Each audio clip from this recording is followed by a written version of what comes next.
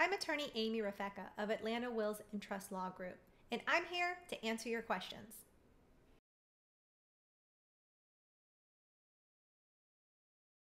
You have a new will, but you still have your old one.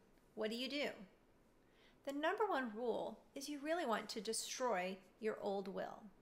You don't ever want there to be an opportunity for confusion of which will is valid and which will is not. We always recommend that you destroy it. You can shred it, you can soak it in water, you can put it in fire. It doesn't matter. You should just destroy your old will. In addition to the will that you have in your possession, if you think you've given a copy of the old will to anyone, make sure you get that back as well and destroy it.